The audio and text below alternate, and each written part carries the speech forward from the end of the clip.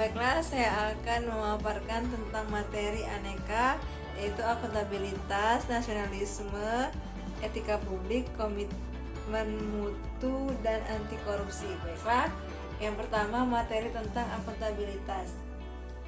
Akuntabilitas merupakan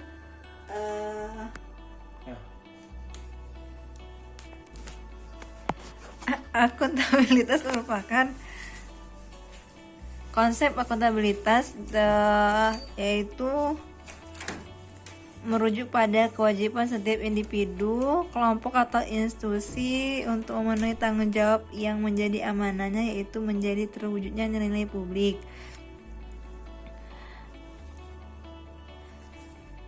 Nilai-nilai publik mampu mengambil pilihan yang tepat dan benar ketika terjadi konflik kepentingan antara kepentingan publik dengan kepentingan sektor, kelompok, dan pribadi. Memiliki pemahaman dan kesadaran untuk menghindari dan mencegah keterlibatan PNS dalam politik praktis. Memperlakukan warga secara sama dan adil dalam penyelenggaraan pemerintahan dan pelayanan publik. Menunjukkan sikap dan perilaku yang konsisten dan dapat diandalkan sebagai penyelenggara pemerintah. Aspek-aspek akuntabilitas. Yang pertama, akuntabilitas adalah sebuah hubungan dua pihak antara individu atau kelompok atau institusi dengan negara dan masyarakat. Membutuhkan laporan kinerja sehingga dalam bentuk individu atau institusi.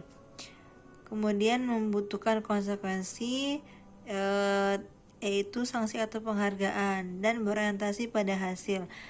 Aparat pemerintah yang bertanggung jawab, adil, inovatif, dan hasil maksimal, serta memperbaiki kinerja PNS dalam memberikan pelayanan kepada masyarakat. 3 fungsi utama akuntabilitas publik yaitu peran demokratis, peran konstitusi, peran belajar.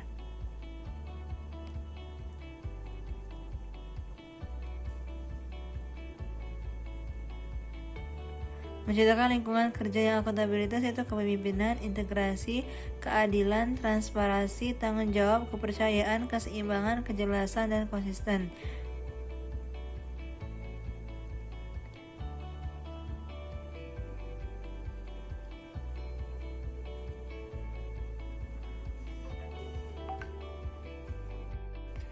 Setelah akuntabilitas, yaitu nilai yang kedua itu nasionalisme.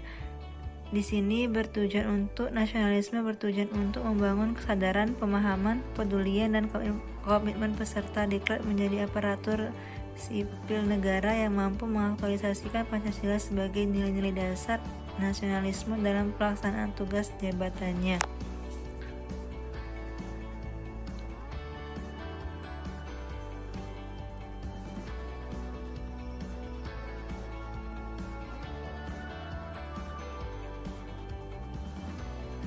Prinsip-prinsip nasionalisme menurut Hers dalam nationality: 1. Hasrat untuk mencapai kesatuan, 2. hasrat untuk mencapai kemerdekaan, 3. hasrat untuk mencapai keaslian, dan 4. hasrat untuk mencapai kehormatan bangsa.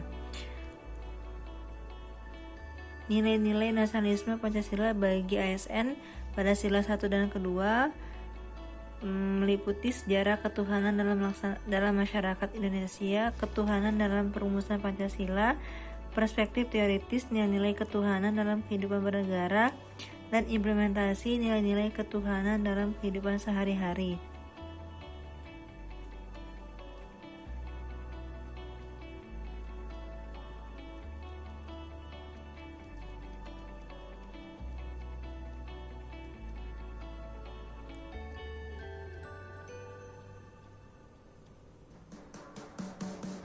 ASN sebagai pembuat dan pelaksana kebijakan publik.